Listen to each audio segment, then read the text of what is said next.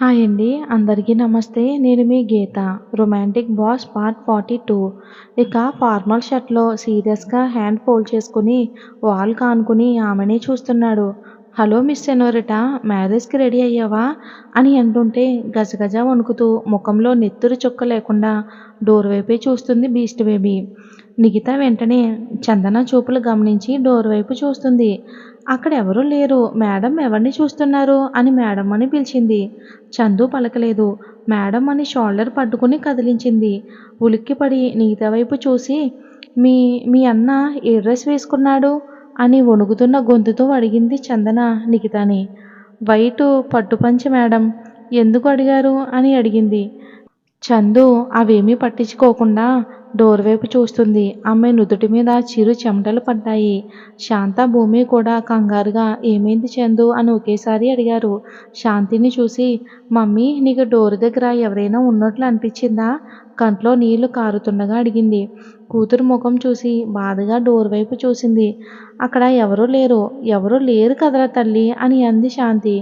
కుర్చీలో కూలబడి నిఖిత మీ అన్నయ్యను ఒకసారి తీసుకురా, నేను ఇప్పుడే చూడాలి అని అంది.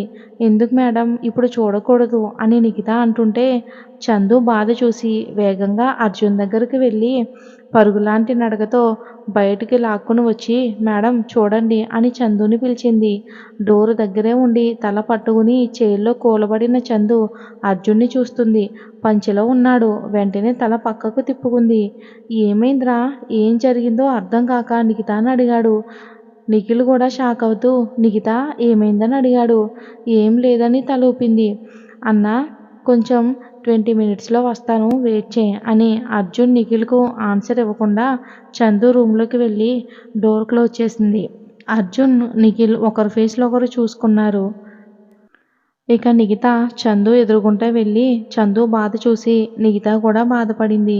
ఇక భూమికి చందు ప్రెగ్నెంట్ అని తెలియదు కదా. ఇక చందు మౌనంగా ఉంటే నిఖిత భయంగానే తన ముందుకు వచ్చి మేడం రెడీ చేయనా అని అంది. మరో బొమ్మలా తల ఊపింది చందు. హాఫ్ అన్ అవర్లో రెడీ చేసింది నిఖిత. తనని తాను అద్దంలో చూసుకుంది. చాలా చాలా అందంగా కనిపించింది. కూతురు కోడల్ని చూసిన శాంత మురిసిపోతుంది. మేడం మీరు ముందుగా అక్షింతలు వెయ్యండి అని నిఖిత శాంత చేతికి అక్షింతలు ఉన్న ప్లేట్ ఇచ్చింది. మేడం కాదు అత్తమ్మ నాను తల్లి అని అంటుంది శాంత నిఖితని. నిఖిత తల నిమిరింది ప్రేమగా. బదులుగా నవ్వి ఊరుకుంది నిఖిత. చందుకు తల నిమిరి కుంకుమ బొట్టు పెట్టి తల మీద అక్షింతలు వేసింది. నుదుటిన ప్రేమగా ముందు పెట్టి నా బంగారం చాలా అందంగా ఉన్నావురా అని మెటికలు విరిచింది శాంత. అద్దం ముందు కూర్చున్న చందనాని ఈర్ష్య, అసూయతో చూస్తుంది భూమి. చాలా అంటే చాలా బాధగా ఉంది తనకి. చందు కూడా భూమి చూపులు గమనిస్తూనే ఉంది. టైం అవుతుందని పంతులు గారు పిలిచారు. నిక్కీ బయటికి వెళ్ళి తన అన్నను తానే దగ్గరుండి తీసుకుని వెళ్ళి పీటల మీద కూర్చోబెట్టింది. అర్జున్ చేత అన్ని కార్యక్రమాలు చేస్తున్న టైంలో వీల్ చైర్ హెల్ప్తో వెంకట్రావు, భారతి ఇద్దరూ అక్కడికి వచ్చారు. నిఖితకైతే ఆనందం మామూలుగా లేదు. ఇక అతి వేగంగా ఎదురెళ్ళి హత్తుకుంది. శుభ సందర్భంలో కన్నీరు పెట్టుకోకూడదని ఆపుకుంది. కానీ సంతోషంలో కన్నీళ్ళు ఆగటం లేదు. నిఖిల్ కూడా వాళ్ళని చూస్తున్నాడు. రాము ముఖం కోపంగా మారింది. కానీ ఏమీ అనలేని పరిస్థితి. అసలు వీళ్ళకు అర్జున్కు పరిచయం ఎలా జరిగాయో అన్న డౌట్తో బుర్ర బద్దలవుతుంది. అన్నయ్య నీకెలా మా పేరెంట్స్ తెలుసు అని అడిగింది నిఖిత. నా పేరెంట్స్ తర్వాత వాళ్ళే అని చెవిలో చిన్నగా చెప్పాడు. ఆనందంగా నవ్వింది నిఖిత. వెంకట్రావు చైర్ నుంచి అర్జున్ పక్కన ఉన్న తండ్రి స్థానంలో పీటల మీద కూర్చోబెట్టారు. రాము మౌనంగా ఉన్నాడు. ఆ మౌనంలో కూడా కోపం కలిపి వాళ్ళని చూస్తున్నాడు. వెంకట్రావుకి ఈ పరిస్థితి కల్పించేదే రాము. అది అతనికి, రాముకి తప్ప ఎవరికీ తెలీదు.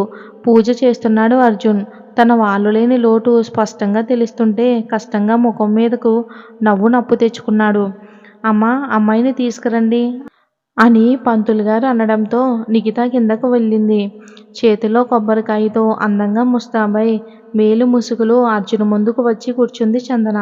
ఇద్దరి మధ్యన ఒక అడ్డుతెర పెట్టారు.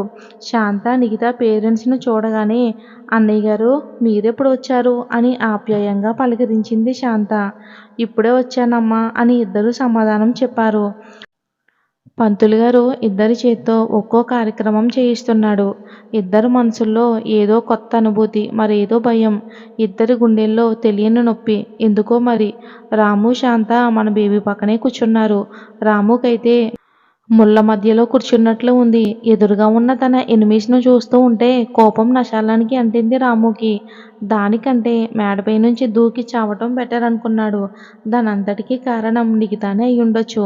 తన పేరెంట్స్‌ని పిలుద్దాం అన్నయ్య అనుంటుంది ఈ పిల్ల. అందుకే ఈ మెంటల్ అర్జున్ వీళ్ళని తీసుకొచ్చాడు అని నిఖితను కూడా లోపలే తిట్టుకున్నాడు రాము కోపంగా. అమ్మా, వధూవరులను ఇద్దరూ కళ్యాణ వస్త్రాలు మార్చుకోండి అని అన్నారు పంతులు. అర్జున్ తెచ్చిన బట్టలు బేబీకి భారతి, వెంకట్ కలిసి ఒళ్ళో పెట్టారు. నిఖిల్ తెచ్చిన శర్వాణి రాము, శాంతి అర్జున్ ఒళ్ళో పెట్టారు. అర్జున్కు తోడుగా ప్రశాంత్, చందుకి తోడుగా నిఖిలు కిందకు వచ్చారు. చందు నిక్కీ కోసమే ముందుగా నడుస్తూ స్టెప్స్ దిగుతూ ఉంటే వెనకే 3 అడుగుల దూరంలోనే అర్జున్ ఉన్నాడు. ఆమెనే అబ్జర్వ్ చేస్తూ ఉంది. ఈ బాపు బొమ్మను సృష్టించిన ఆ బ్రహ్మ కూడా చాలా ఓపికతో, పొద్దికతో పోత పోసినట్లు సరైన ఎత్తు పొడుగుల్లో ఎక్కడ వంక పెట్టడానికి వీలు లేకుండా అప్సరసలా తయారు చేశాడు. ఇప్పుడు చీరలో అందం 10 రెట్లు పెరిగింది. ఆ అందానికి తగ్గ నడకతో అతను ముందుకు నడుస్తూ ఉంటే దివి నుంచి దిగి వచ్చిన దేవకన్యలా ఉంది మన చందు బేబీ. అతని చూపులు వీపును గుచ్చుతున్నా సరే కేర్ చేయకుండా కనీసం వెనక్కి తిరిగి చూడను కూడా చూడలేదు. ఇద్దరు 10 నిమిషాలకు మళ్ళీ పెళ్లి మండపంకి వచ్చారు. పీటల మీదకు వస్తూ ఉంటే పంతులు గారు ఆపి బామ్మర్దిని కాళ్ళు కడగమని చెప్పారు.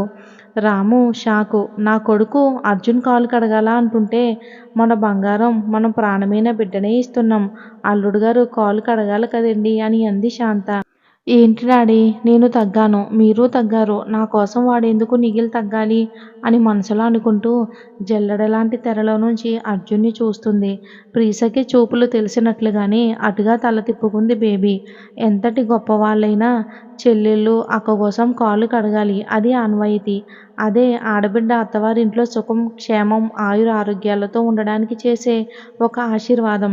పవిత్రమైన పెళ్లి మండపంలోని పవిత్ర పీటల మీదకు రావటం అంటే ఆ భగవంతుడు కొలువు తీరిన గర్భగుడిలోకి అడుగుపెట్టడం. మరి అలాంటి చోటుకి దుమ్ము ధూళితో రాకూడదు కదా. 33 కోట్ల దేవతలు, యక్ష కిన్నెరులు, కింపుర సాధులు లాంటి దేవతలు నివాస స్థలం. అందుకే ముందుగా వధువు తోబుట్టిన మగవారి చేత వరుడు కాళ్ళు కడిగిస్తారు అని అర్జున్ అన్నాడు. అందరూ ఒక్కసారిగా నోరెళ్ళబెట్టి చూశారు. పంతులు గారు కూడా షాక్ అవుతూ, ఈ కాలంలో పుట్టిన నీకు ఇంతటి మహాజ్ఞానం ఎలా వచ్చిందో తెలియదు కానీ బాబూ, నువ్వు చెప్పింది నిజం. నీకు ఏ గురువు చెప్పాడో కానీ ఎంత చక్కగా చెప్పావో అని కితాబులిచ్చాడు పంతులు. మా నాన్న, ఆయనే ఇవన్నీ చెప్పాడు. ఆయనే నా గురువు, దైవం. ఎంత చదివినా, ఎన్ని సముద్రాలు దాటినా మన సంప్రదాయం, దేశం, వేష, భాష, యాస మారకూడదని అన్నీ చెప్పేవాడు. ఆయనంటే నాకు చాలా ఇష్టం. ఆయన ఉన్నా లేకపోయినా నేను పాటిస్తాను అని అలా చేస్తున్నప్పుడు అర్జున్ గొంతు బీరబోయింది. అది నిఖిల్, చందు గమనించారు. ఆ బాబుకు ఇష్టం లేకపోతే ప్రశాంత్ని నువ్వైనా కడుగు బాబు అని పంతులు గారు అన్నారు. ఓకే అని ప్రశాంత్ వస్తుంటే అతనికంటే ముందే నిఖిల్ వచ్చాడు. అర్జున్ నిలబడి ఉంటే నిఖిల్ వెండి బిందెలాంటి చెంబులో నీళ్లు పట్టుకుని అర్జున్ ముందుకు వచ్చాడు. తాంబూలం అని పంతులు అంటుంటే నిఖిత తీసుకుని వెళ్ళి నిఖిల్కి ఇచ్చింది. అర్జున్ కళ్ళల్లోకి చూస్తూ అపారమైన ప్రేమతో కూడిన గౌరవంతో చూస్తూ తాంబూలం అర్జున్ కాళ్ళ కింద పెట్టాడు. ప్రేమగా అర్జున్ కుడికాలు పట్టుకుని అందులో పెట్టాడు. నిఖిల్ స్పర్శలోని తేడాను అర్జున్ గమనించాడు. కడగడానికి నిఖిల్ సిద్ధంగా ఉన్నాడు. గంధం, పూలు, అత్తరు వేసిన నీళ్లతో అందమైన అర్జున్ తెల్లటి కాళ్ళను, పాదాలను కూడా గంధం నీళ్లతో, తర్వాత పాలతో కడిగారు. తర్వాత స్వచ్ఛమైన మంచినీళ్లతో కడుగుతూ ఉంటే లెఫ్ట్ సైడు పీటల మీద కూర్చున్న చందు అన్నని చూస్తుంది. ఎందుకురా నా కోసం ఇలాంటి వాళ్ళ దగ్గర తగ్గుతావు అని అనుకుంది నిఖిల్ని ఉద్దేశించి. చందు దృష్టిలో నిఖిల్కు ఈ మ్యారేజ్ ఒరిజినల్ కాదు, కాంట్రాక్ట్ మ్యారేజ్ అని తెలీదు అని అనుకుంటుంది. అర్జున్ కాలు కడుగుతూ చందుని చూశాడు నిఖిల్. బాచిపటం వేసుకుని కూర్చుని ఒడిలో కొబ్బరికాయ పెట్టుకుని దీనంగా అర్జున్ని నిఖిల్ని చూస్తుంది చందు. శాంత కళ్ళు తడితేరాయి. రాము పౌరు ఆ క్షణం అణిగినట్లు ఉంది. అల్లుడు కాళ్ళు కడగటం చాలా గొప్పవరం అన్న సంజయ్ దత్త మాటలు గుర్తుకు వచ్చాయి రాము డాడీకి. కాళ్ళు కడిగి పైకి లేచి తడితేరిన కళ్ళతో అర్జున్ వైపు చూశాడు నిఖిల్.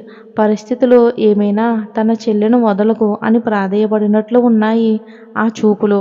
ముహూర్త సమయం అవుతుంది అన్న పంతులుగారి మాటలకు తేరుకుని వచ్చి పిల్లిపీటల మీద కూర్చున్నారు అర్జున్. కొంత సమయం పూజలు జరిపి అర్జున్ నుదుటిన బాసికం తీపించి చందనకు కట్టించారు పంతులు. తర్వాత కన్యాదానం తంతు. వెండి తాంబూలంలో అర్జున్ కాలు పెట్టాడు. ఆ క్షణం అతని పెదవుల్లో ఈవిల్ స్మైల్ వచ్చి చేరింది. మరి పెళ్ళంటే అంతే కదండి. సపోజ్ నేను ఒక విషయం మీతో షేర్ చేసుకోవాలి. మా నాన్నగారు ఎప్పుడు పెళ్ళి అలా చేయాలి ఇలా చేయాలి అని అనేవారు. నేను చదువుతూ ఉన్నప్పుడే మా నాన్నగారు కాలం చేశారు. మా నాన్నగారు చనిపోయిన 2 monthsకే నాకు మ్యారేజ్ అయిపోయింది. తండ్రి లేని లోటు నేను బ్రతుకున్నంతకాలం నాకు తెలుస్తూనే ఉంటుంది. నా భర్త నా తండ్రిలా చూసుకుంటారు. కాకపోతే తండ్రి లేని లోటు ఎప్పటికీ తీరదు. ప్రతి ఆడపిల్లకి తండ్రి ఉండాలా. ప్రతి ఆడపిల్లకి తండ్రి, భర్త, అన్నయ్య ధైర్యం. మరి ఇది ఫ్రెండ్స్, నాకు చిన్న ఇన్సిడెంట్ గుర్తొచ్చి మీతో నేను షేర్ చేసుకున్నాను. అది ఎప్పటికీ నేను మర్చిపోలేను. మీతో చెప్పుకోవాలనిపించింది. మరి వచ్చే భాగంలో ఏం జరిగిందో తెలుసుకుందాం.